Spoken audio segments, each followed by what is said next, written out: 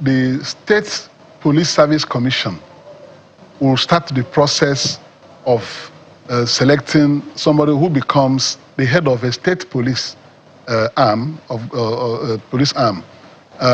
The Constitution is talking now about commanders, no longer commissioners of police.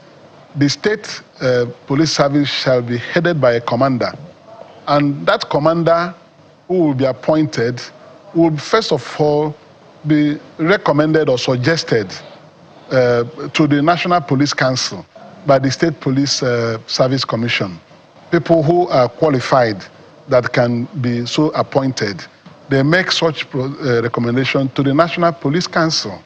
It is National Police Council who now look at the people recommended by the State Police Service Commission and decide on the person to choose to recommend to the governor to appoint the person. And when the person is recommended by the National Police Council to the governor will still take that person's name to the State House of Assembly for confirmation.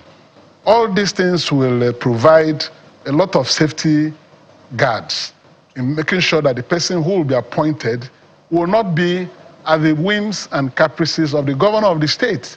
The governor is not going to suo motu announce that he has appointed a commander of police in his state. You have to go through the process, go through the National Police Council, come back, and then go to the State House of Assembly for confirmation.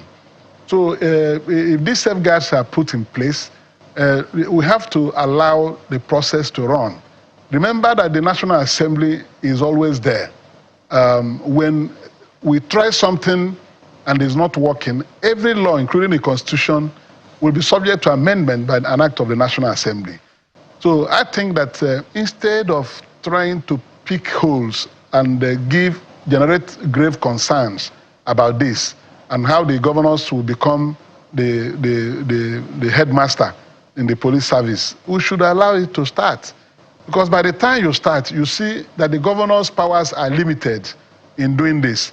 And for the fact that the police personnel in that very state are indigenes of that state, it's not something the governor can start doing without a challenge from the indigenes of that state.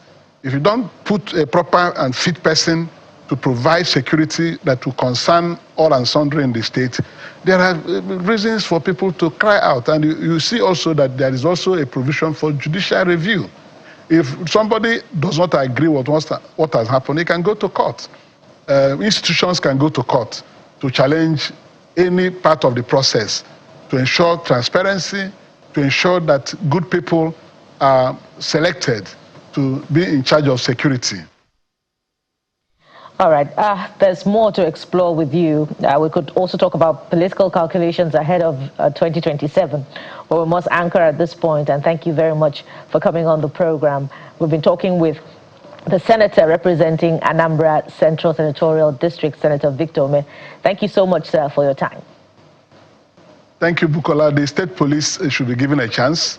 That is the only way we can bring policing nearer to the people. Every hamlet, every community knows the criminal elements among them. And it is by bringing policing nearer to the people that people will be involved in trying to nip crime, on the board. The police will not be overwhelmed anymore. Everybody knows his neighbor. Everybody knows the attitude of everybody around the society. All right. So let's give them support.